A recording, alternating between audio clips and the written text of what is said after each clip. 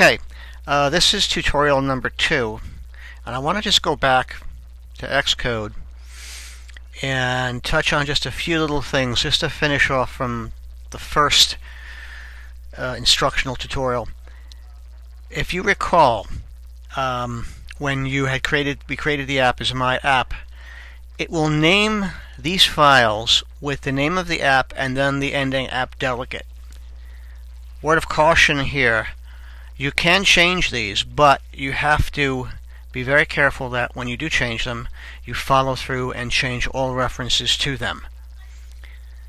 So whatever your app name, if it was my list, it would be my list app delegate, or if it were my Save File Pro, it would be my Save File Pro app delegate, or so forth. So I'm going to show you just exactly what would happen if we change it. We're going to call this my list.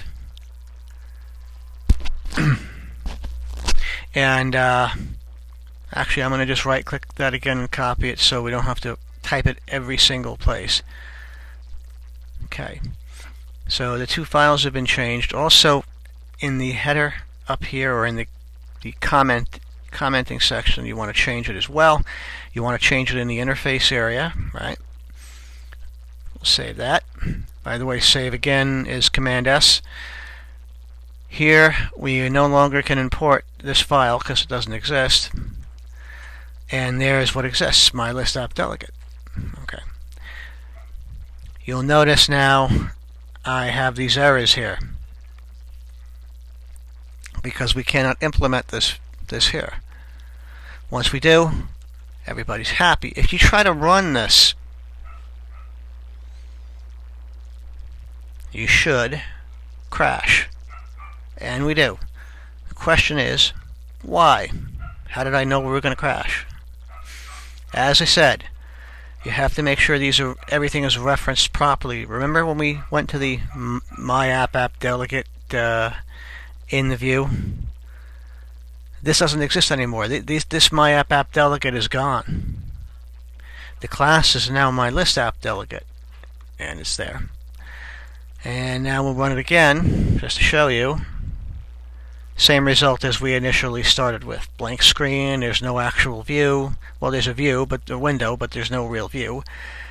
And there you have it. Now if you do this, if you decide to name your application by one name and then change, let's say, the My List app delegate to a different name, do it in the very at the very start when you create this file, or create your project, I'm sorry.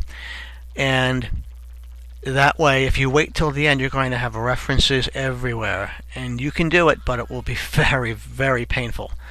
So do it in the beginning. And that's pretty much it for that section. The other little thing, too, I want to just touch on. The hierarchy. We said these were methods. Object. This is a variable. Okay? If we go back to when we synthesized it, we synthesized this property here, this window, and when we synthesize it, this outlet, we create a variable called _window. That is exactly what that is. So V is for variable, O is for object, and then of course methods. Okay, enough about that right now. We're going to take a look in OpenOffice here and launch this here. It can show you the model view concept. The model are the classes that are going to have information about, let's say, data, for example, that you're going to need for, let's say, a table view. The view controller is, again, another set of header or a declarative file and an M file or an implemented file that is going to control, let's say in this case, our table view. And our view is in fact our table view or a nib file. These follow through in this pattern. However, we don't always go from this model down to the controller directly many a times, and we utilize the app delegate. The app delegate is, or should be, I should say, in all applications.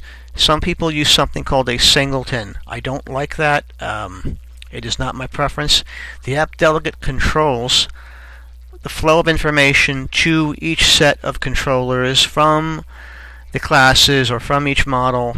It controls things very nicely, so why would you want to have other things running that information?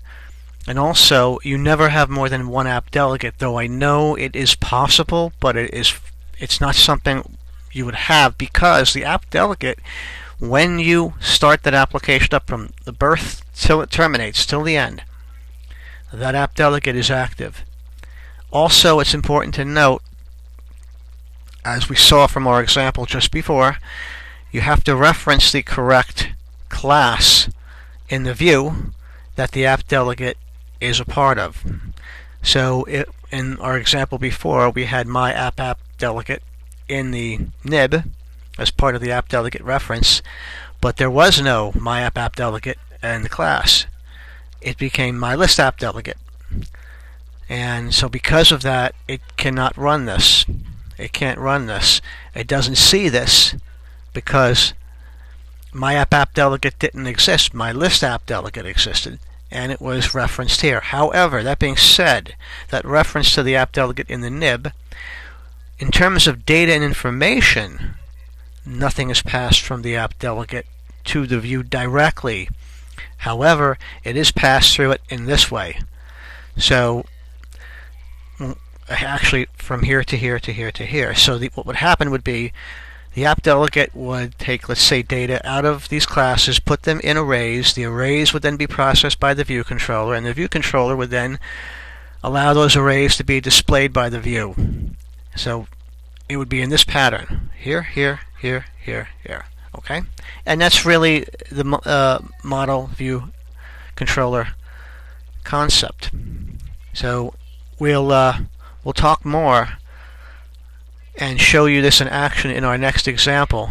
For right now, that is all, and I'll see you with the next tutorial.